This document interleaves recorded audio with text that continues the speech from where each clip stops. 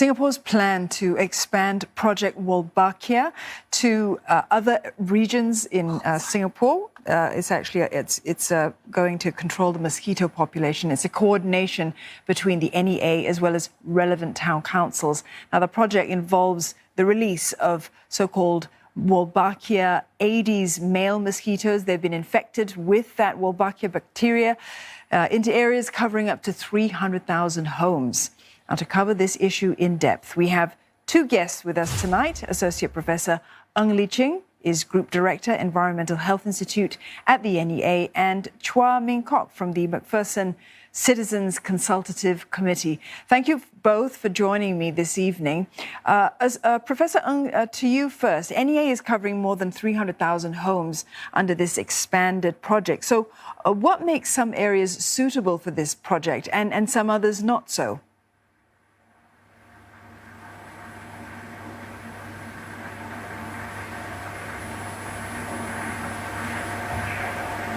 So our selection of the area is based on risk, dengue risk, places with high risk. So in our past studies, we've seen that some of the factors associated with dengue risk include historical dengue cases in the area. So an area with more frequent and bigger dengue clusters in past years would be of higher risk. Second is the population level of Aedes aegypti in the area. So this species of Aedes mosquito is very efficient in transmitting dengue, and NEA has since 2018 deployed more than 70,000 gravity traps to monitor this species. Third is the landscape of the area, because this species of mosquito is very attracted to humans and man-made structures and containers. Areas with high density of urban population is part of the selection criteria.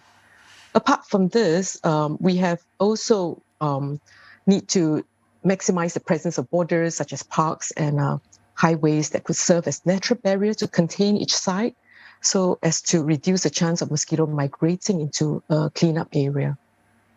So, Professor, this project is going to be expanded to a greater number of locations. Many more town councils are going to have to be dealing with this.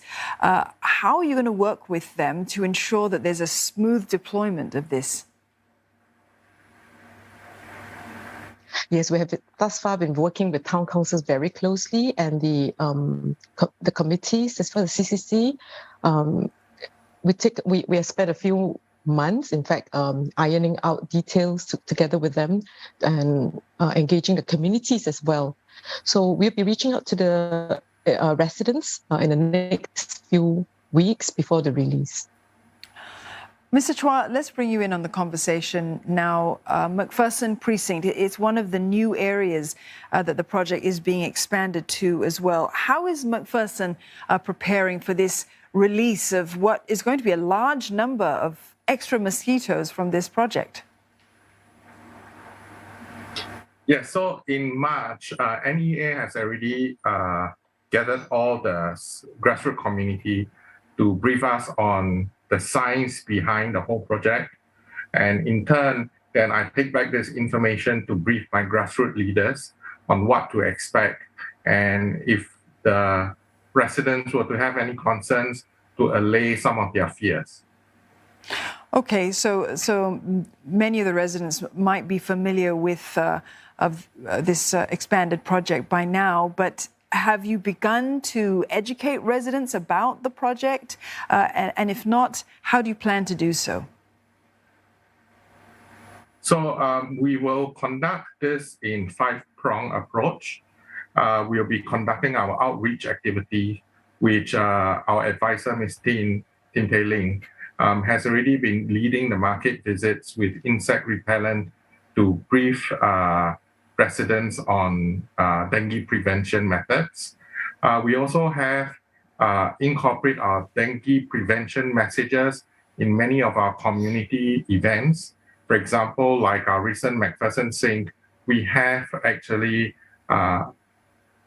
continued this message of dengue prevention and not to fear when they see extra mosquitoes flying around.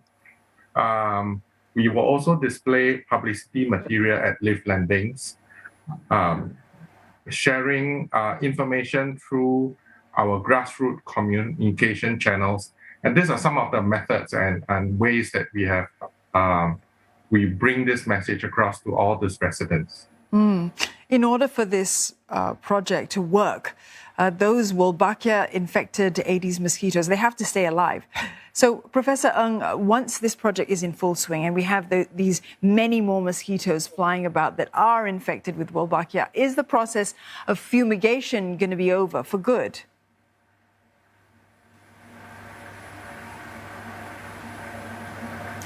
Well, the Wolbachia technology is not a magic bullet.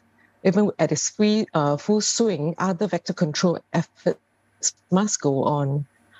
In fact, this is part of our integrated vector control strategy. So fumigation may be reduced, but may not be completely avoided. More importantly, I think the community effort in removing stagnant water must continue. Continuous breeding of Aedes aegypti in stagnant water in a community will hamper the effectiveness of Project Wolbachia. So an analogy that I would like to use here is that if you try to mop up a wet floor and as you continue to pour water on the floor, you won't go very far in drying the floor. Right.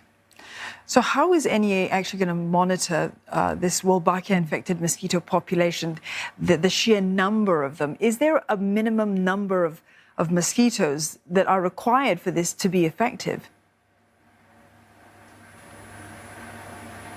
So we have shown that in the past trials, 6 male mosquitoes per person were sufficient to reduce the population within 3 to 4 months in most cases, in many cases. So some places may be more challenging and we may need we need up to a year. So we monitor the Aedes population in the community via the same gravity trap system that I mentioned just now. We bring the mosquito caught from the trap into the laboratory and analyze them. Most importantly, we determine their species and the gender. In fact, it is this analysis that have shown that the release site have significantly reduced number of female Aedes aegypti, up to 98% in some sites. So based on this female Aedes aegypti population in the local area, we can then adjust the numbers of male Wolbachia mosquitoes to release. Where the female mosquito has dropped to a lower level, we can release less male mosquitoes. In fact, in an area in Choa Chu Kang where we have stopped releases after a successful suppression. In fact, this shows the importance of cooperation for all to help prevent a resurgence in the Aedes aegypti population after successful suppression. Yeah, this is indeed a very important project, and we wish you all the best with the expansion of this project. Thank you for joining us today. That was Associate Professor Ng Lee Ching, Group Director, Environmental Health Institute at the NEA, and she was joined by Chua Ming Kok from the MacPherson precinct.